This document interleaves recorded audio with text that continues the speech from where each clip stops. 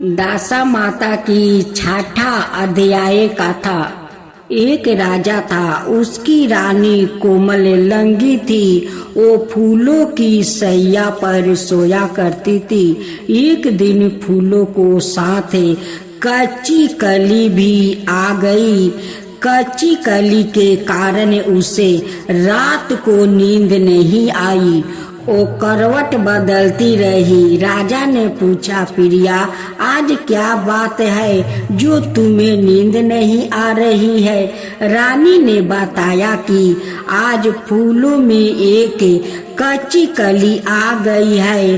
वो मेरे शरीर में चुभ रही है, इसी कारण मुझे नींद नहीं आ रही है। राजा ने शयन कक्ष में एक दीपक जला रहा, जिसे जयोति स्वरूप कहते थे। जयोति स्वरूप रानी की बात सुनकर हंसा। राजा ने हाथ जोड़कर उसे हंसने का कारण पूछा। जयोति स्वरूप ने बताया कि अभी तो रानी को कच्ची कली के कारण इतनी तकलीफ हो रही है। कल सवेरे होने पर जब रानी का सिर का बोझा ढोना पड़ेगा तब इनकी क्या गति होगी? राजा ने पूछा कि क्या मेरे जीवित रहते ऐसा संभव है?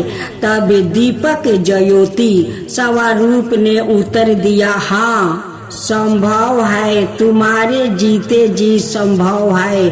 ज्योति स्वरूप की बात सुनकर राजा ने मन में सोचा कि देववाणी कभी अस्त नहीं होती, होनी को कौन टाल सकता है। रानी को अबर से बोझा ढोना पड़ेगा, परंतु यहाँ हो सकता है कि यदि मैं इसे एक संदूक में बैठाकर समुद्र में बहा दूं तो संभव है कि यह बोझा ढोने से बच जाए, क्योंकि समुद्र में डूब जाने पर बोझा ढोने से बच जाएगी। राजा ने उसी समय रानी से कहा, चलो मैं तुम्हारे महके मैं छोड़े आऊं, कुछ दिन तुम वहीं पर रहना। रानी बोली, परंतु महाराज मेरे महके में तो कोई भी नहीं है, मैं वहाँ किसके पास रहूंगी? राजा ने कहा कि तुम्हारे गोत्रा संबंधी वहाँ बहुत अच्छी दासा में है, मैं उन्हीं के पास तुम्हें भेज देता हूँ। रानी राजा की बात मान ली। रानी ने बहुमूल्य आभूषण और कीमती वस्तु धारण की। तब राजा ने रानी को संदूक में बैठा कर नदी में बहवा दिया। वो नदी समुंदर में ऐसी जगह मिलती थी जहाँ पर राजा के बहनोई का राज्य था।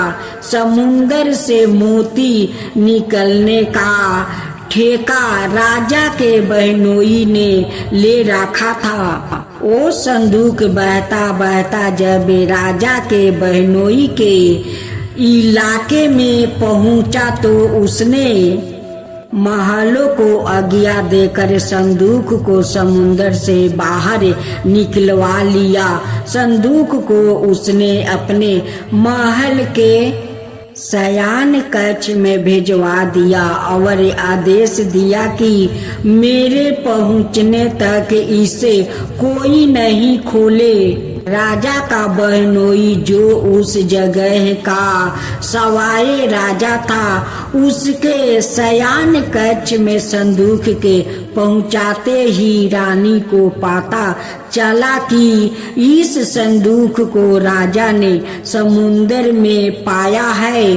तो वो फौरन शयन कक्ष में आई। उसने पहरादारों को हट जाने का कहा। रानी ने संदूक को खोल लिया। उसे संदूक के अंदर 16 श्रृंगार कि ये एक सर्ग सुंदरी मिली। रानी ने अपने मन में सोचा कि यदि राजा इसको इस दशा में देखेंगे तो इसके ही हो जाएंगे और मुझे छोड़ देंगे। इसलिए उसने उस रानी के सब जेवर कपड़े उतार कर उसे फटे पुराने कपड़े पहना दिया और संदूक में बंद कर दिया। राजा जब बाहर से महल आए तो उसने रानी को अपने शयन कक्ष में बुलवाया और रानी से पूछा कि क्या तुमने देखा है कि इस संदूक में क्या है? रानी ने उत्तर दिया कि मैंने कुछ नहीं देखा है, मुझे नहीं पता कि इस संदूक में क्या है। राजा ने रानी के सामने संदूक खुलवाया तो उसे संदूक के अंदर फटे पुराने पहने एक स्त्री दिखाई दी जो भिखारिन सी लग रही थी। रानी ने कहा, यह कोई भिखारिन लग रही है, इसको कारखाने में भिजवा दिया जाए, वहाँ लकड़ी ढोकर अपना जीवन निभाया करती रहेगी। राजा ने रानी के कहे अनुसार उसे कारखाने में भिजवा दिया। एक दिन रानी की सहेलियां नदी में स्नान करके दासा माता का डोरा ले रही थी। उनके पास एक डोरा रह गया था। वो यह सोच रही थी कि इस डोरे को किसी को दे दिया जाए कि उसी समय लकड़ी ढोने वाली रानी वहां आ गई। उन्होंने उसे रोक कर पूछा, बहन, हमारे साथ दासा माता का एक डोरा ले लो। रानी ने कहा कि मुझे डोरा लेने में कोई हर्ज नहीं है, परंतु मुझे तो खाने का पेट भरे खाना नहीं दिया जाता है। मैं इसे डोर की पूजा कैसे करूंगी? वो बोली कि तुम इस बात की चिंता मत करो, हमें हर रोज इस जगह स्नान करने आया करूंगी। 9 दिन तक हम यहाँ पर कथा कहूंगी, तुम भी रोज आकर कथा में शामिल हो जाया करना। 10वां दिन पूजा होगी, तब तक दासा माता चाहेगी तो तुम्हारी दासा बदल जाएगी। रानी ने दासा माता का ध्यान कर डोरा ले लिया। उसी दिन रानी के पति राजा को यह चिंता हुई कि रानी को संदूक में बंद करके वहां तो दे दिया था, परंतु पता नहीं उसका क्या हाल होगा। उसकी खोज खबर लेने के लिए राजा एक नौका पर बैठकर नदी की यात्रा करता हुआ अपने बहनोई के यहाँ पहुँचा।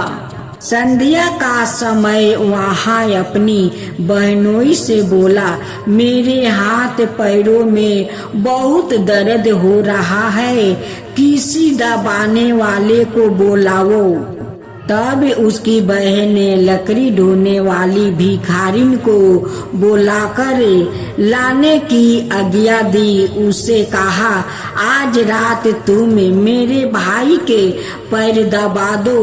वो बड़े संकोच में पड़ गई।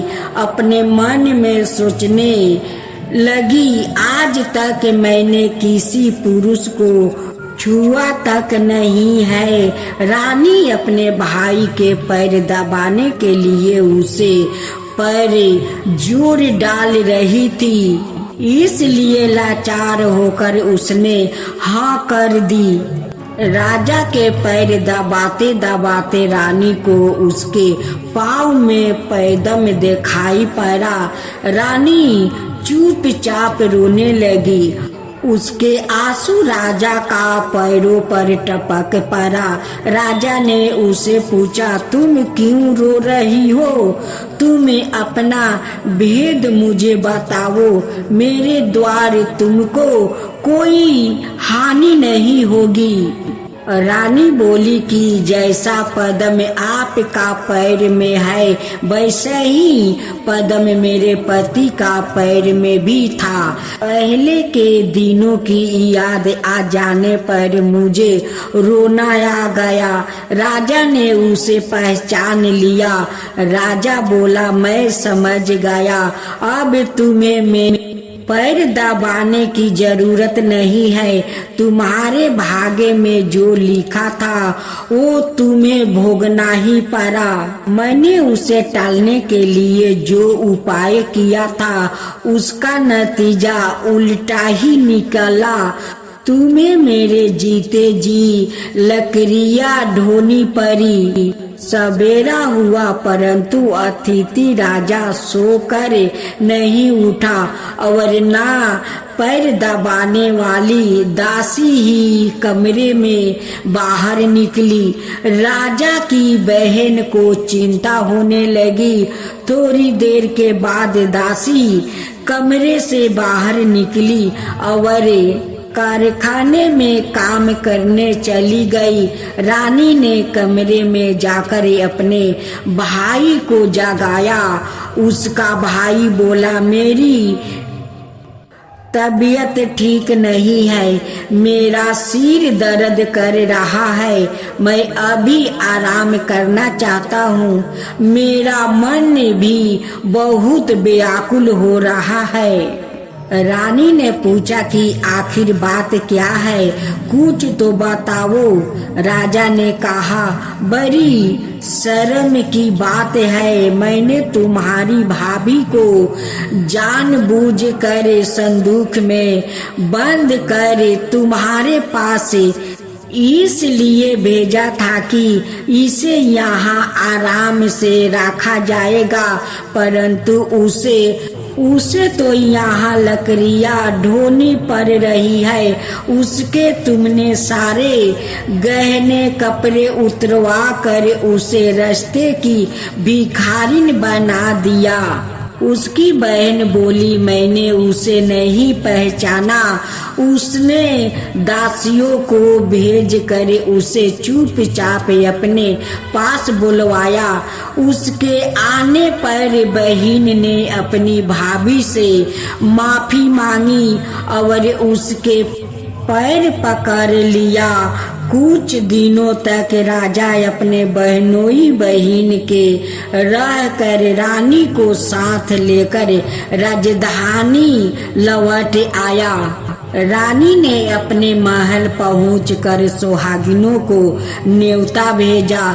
बड़े धूमधाम से दासा माता का डोर की पूजा की और नगर में ढिढोरा पिटवा दिया गया कि आज से अमीर गरीब सब दासा माता का डोर लिया करे और श्रद्धा पूर्वक पूजा किया करे। जिसके पास पूजन पारण के लिए धन की कमी हो तो वो महल से ले जाया करे। जिस प्रकार रानी के दिन दासा माता ने फेरे वैसे ही वो सबकी दासा को ठीक करे।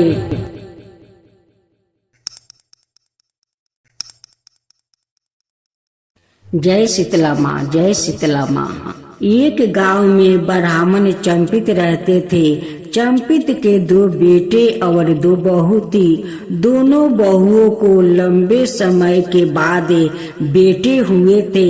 इनमें शीतला अष्टमी, जहाँ अष्टमी को पर्व मनाया जाता है, इसे अष्टमी बढ़े का पर्व आया। घर में पर्व के अनुसार ठंडा भोजन तैयार किया। दोनों बहुओं को मन में विचार आया कि यदि हम ठंडा भोजन करूंगी तो बीमार पड़ जाऊंगी। बेटे भी अभी छोटे हैं। इस कुविचार के कारण दोनों बहुओं ने तो पशुओं के दाने तैयार करने के बर्तन में गुप चुप 2 बाटियों तैयार कर ली। सासू बहू शीतला की पूजा करके आई, शीतला माता की गाथा सुनी। बाद में सास तो शीतला माता का भोजन करने के लिए बैठ गई। दोनों बहू बच्चे रोने का बहाना बनाकर घर आई। दोनों के बर्तन से गरम गरम रोटला निकले, चूरमा किया और पेट भर खा लिया। सास ने घर आने पर बहुओं से भोजन करने के लिए कहा। बहुओं ठंडा भोजन करने का दिखावा करके घर काम में लग गई। सास ने कहा, बच्चे कब के सोए हुए हैं, उन्हें जगाकर भोजन करवा लो। बहुएं जैसी ही अपने अपने बेटों को जगाने गई तो उन्हें मृत्युक पराया पाया। ऐसा बहुओं की करतूतों को फल स्वरूप शीतला माता के परपोक से हुआ था। बहुएं विवश हो गई। सास ने घटना जानी तो बहुओं से झगड़ने लगी। सास बोली कि तुम दोनों ने अपने बेटों की बदौलत शीतला माता की अपमान की है, इसलिए अपने घर से निकल जाओ और बेटों को जिंदा स्वस्थ लेकर ही घर पैर रखना। अपने मृतक बेटों को टोकरे में सोलाकर दोनों बहुएं घर से निकल पड़ी। जाते जाते रास्ता में एक जीरन वृक्ष आया। यह खेजरी का वृक्ष था। इसके नीचे ओढ़ी शीतला दोनों बहनें बैठी थी। दोनों का बालों में विपुल प्रमाण में जू थी। बहुओं ने थकान के कारण अनुभव भी किया था। दोनों बहुएं ओढ़ी और शीतला के पास आकर बैठ गई। उन दोनों ने शीतला ओढ़ी के बालों से खूब सारी जू निकाली। जूओं का नाश होने से ओढ़ी और शीतला ने अपने मस्तक में शीतलता का अनुभव किया। कहा, तुम दोनों ने हमारे मस्तक को शीतला ठंडा किया है, वैसी ही तुम्हें पेट की शांति मिले। दोनों बहुएं एक साथ बोली कि पेट का दिया हुआ ही लेकर हम मारी मारी भटकती हूँ, परंतु शीतला माता का दर्शन हुआ नहीं है। शीतला माता ने कहा कि तुम दोनों पापनी हो, दुष्ट हो, दुर्चारणी हो। तुम्हारा तो मुंह देखने भी योग नहीं है। शीतला सप्तमी के दिन ठंडा भोजन करने के बदले तुम दोनों ने गर्म भोजन कर लिया था। यह सुनते ही बहुओं ने शीतला माता जी को पहचान लिया। देवरानी जेठानी ने दोनों माताओं का वंदन किया। गिड़गिड़ाते हुए कहा कि हम तो भोली भाली है, अनजाने में गरम खा लिया था। आपके प्रभाव को हम जानती नहीं थी। आप हमें दोनों को क्षमा कर दे। अब ऐसा भूल हम कभी नहीं करेंगे। इनके पश्चाताप भरे वचनों को सुनकर दोनों माताओं प्रसन्न हुई। शीतला माता ने मृत्यु के बालकों को जीवित कर दिया। बहुएं तब बच्चों को साथ लेकर आनंद से पूर्ण गांव लौट आई।